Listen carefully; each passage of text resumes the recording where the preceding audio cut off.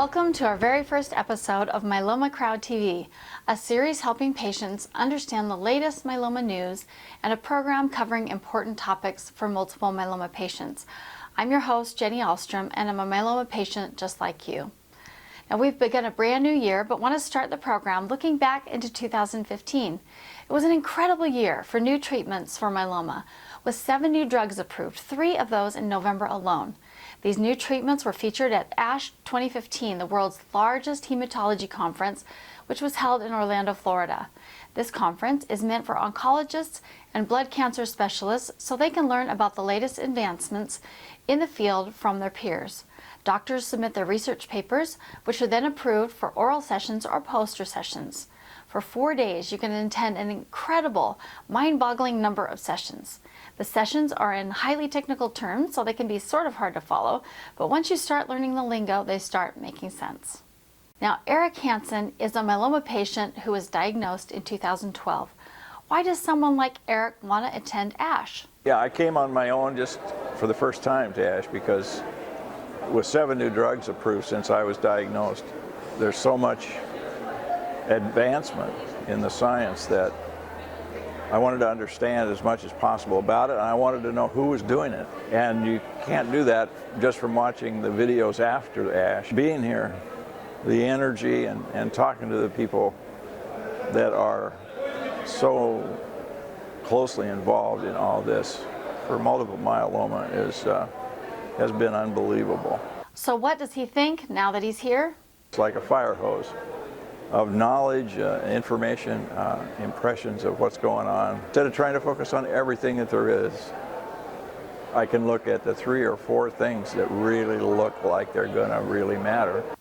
One of the great focuses at ASH were the newly announced drugs approved in November. There's so much excitement going on around here about the 3 new drugs, the first of which is elotuzumab, the next one is daratumumab, and the third one happens to be Ninlaro. Now, these 3 drugs have been approved recently and as a result are showing some really wonderful results, and actually the doctors here are almost giddy with regards to that. Elotuzumab is for a first and second relapse, and daratumumab is for 3 to 5 relapses. The daratumumab as a single agent has a 34% response rate. This is really, really good, but it's not going to be used that way. Generally, it's going to be used either in conjunction with Revlimid and Dex or with Velcade and Dex, and those responses have been up to an 81% rate. So elotuzumab alone has also been used, but unfortunately as a single agent it didn't do very well. Lo and behold, when combined with other agents like Lendex, it showed a progression-free survival of 36 months and an excellent overall response rate. Now, the third new drug approved in November is ixazomib, now known as Ninlaro, by Takeda Oncology. This is an oral proteasome inhibitor in the same drug class as bortezomib or carfilzomib and is a staple of myeloma treatment. With the addition of this drug, patients now have an all-oral combination option, so it's making life much more convenient with much less time in the clinic. Now, with all these new drugs, one important topic will cut to the really core of complexity of myeloma.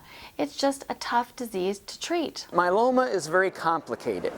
So they've had great luck with T-cell therapy and immunotherapies and a lot of base chemotherapy drugs and the leukemias and the lymphomas. But you're treating maybe 1 or 2 targets. And with myeloma, in an individual patient, there could be 4 or 5, 6 or more targets. So it's hard to eradicate it all, and it's hard to get it all, and eventually what's left comes back drug resistant, and we have a problem. So until we can solve that, there are going to be issues, and I think they're going to be able to do that. We need to think about why a patient has to understand some of this stuff, and it's not fair. You get cancer. You have cancer, and now you're expected to know as much as your doctor about how you might be treated and what's going on in the future. I mean, this is not fair, but nobody said it would be. Other topics at the conference included the subject of transplant and maintenance treatment. In years past, there was a pretty wide divide in how these were administered, but a meeting of the minds may be coming to the clinic. It seems to be consolidating around induction, transplant, and consolidation and maintenance. And that just seems to be the general view. There's a vast consolidation of thought, and the whole thing is becoming more of a science than what it has been in the past, which is an art. Other topics of interest were the role of stem cell transplant. With so many new drugs, is transplant really needed? Dr. Sergio Giralt spoke at a Friday session and said emphatically yes, there's still no single drug as powerful as melphalan that can provide single-agent durable remissions. The French IFM group also discussed their study to see if early or delayed transplant was better. In this study, patients got bortezomib, lenalidomide, and dex and had their stem cells collected. Half the patients got early transplant, the other got more chemo until a transplant was administered when their myeloma progressed. I interpreted the results to mean early transplant was better, but as my myeloma friend and advocate Yelik Baru told me, this may have been like politics where we hear what we want to hear.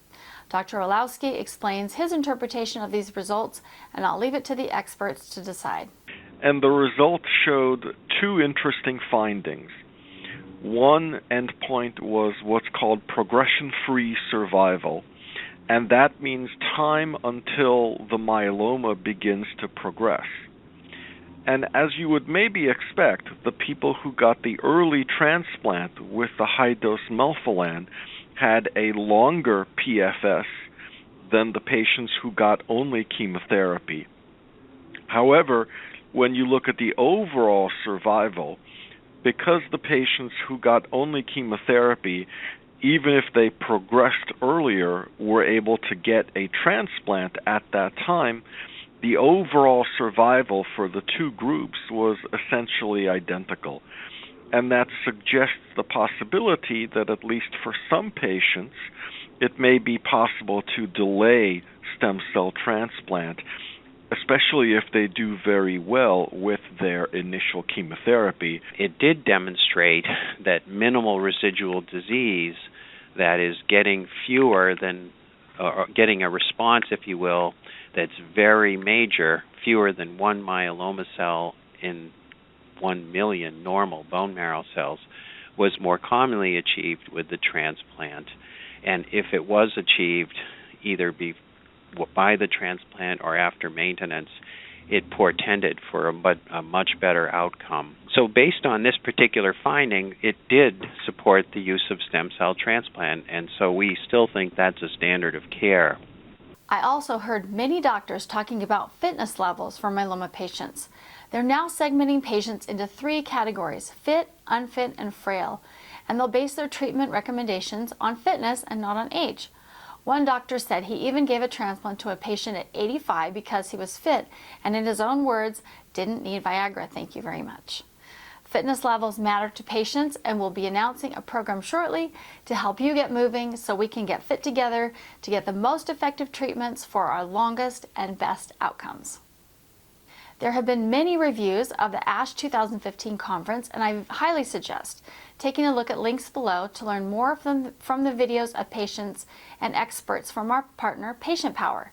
After watching these videos, you'll have a very good understanding about what you need to know about the latest advances in multiple myeloma in 2015 and why there's so much excitement. Immunotherapy, I think, is the end game, in my opinion, but I think what you will see is that for multiple myeloma, it's a brave new world. The ASH conference confirmed another exciting project that we launched in 2015, the Myeloma Crowd Research Initiative. This was the first time a group of patients and a group of myeloma experts helped select research that can really move the bar for high-risk patients. In high-risk myeloma, patients are not seeing the long-term outcomes that they want, and they need completely new approaches. In January of last year, we sent out requests for proposals. We received 36 in return. We asked our scientific advisory board to vet and get the top 10, and then we did a radio show on each of those 10. It was a very hard decision, but we selected 2 to fund. The first is a CAR T-cell project by Dr. Hermann Einzela and Dr. Michael Hudacek in Germany. Dr. Hudacek explains more. As you know, in 2011, the first successful clinical trials have been reported. So it took 20 years in the lab, many excellent scientists around the world to shape this kind of therapy to refine technologies and bring it also into the clinic, and that's also a pioneering effort, and show that it can be effective against leukemia and also be safe, right? As you know, this field has really taken off since then, and it's one of the hottest topics probably in oncology and in hematology right now. So what would happen is that the patient comes to the clinic and we draw a syringe full of blood. Then this blood goes to the lab and they isolate the T cells, equip them with the sensor, the CAR receptor, amplify the cells, and then put them all into a bag. So what the patient would see is like a blood transfusion. So it would be the cells suspended in a buffer, and then it just runs into the patient through a little drip. Currently, it takes about 2 to 3 weeks to manufacture such a cell product. And you need a very specialized environment, a very clean room, basically. It's called a GMP, Good Manufacturing Practice Lab, where you manufacture the cell product. And we're also working very actively in the lab on shortening down the time that you need to make such a product. Ideally, you want to be able to provide a patient with such a cell product in just a few hours or days. I've always been interested in cancer and the immune system, and the first thing I started to work on was tumor-active T cells. And now to see that this can work, this is the most exciting thing. I mean, I'm a doctor. I should be treating patients, but I spend actually most of my time in the research lab. And the reason why I think this is worthwhile is because I see this can work.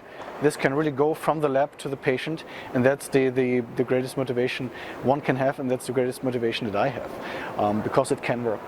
The second is a project by Dr. Ivan Borello of Johns Hopkins, which is another immunotherapy used with transplant. So immunotherapy has been around for 20 or 30 years, but it's only really been in the past 2 to 3 years that I think it's really reached the forefront of excitement. And that has been in part due to the fact that we now have therapies in immunotherapy that are actually showing clinical benefits.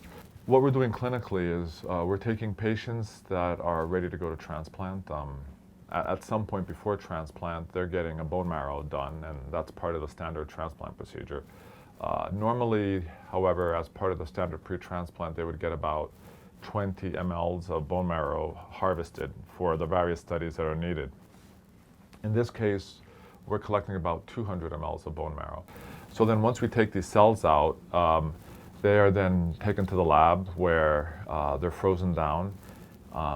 And at the time that we have to grow them, they're grown in the lab with beads these beads have antibodies on their surface, and the purpose of these antibodies or of these beads is to expand these T cells to larger numbers and to basically turn them on. So an immune cell, a T cell that's in the body of any cancer patient, is a cell that for the most part is asleep, or the technical term is called tolerant.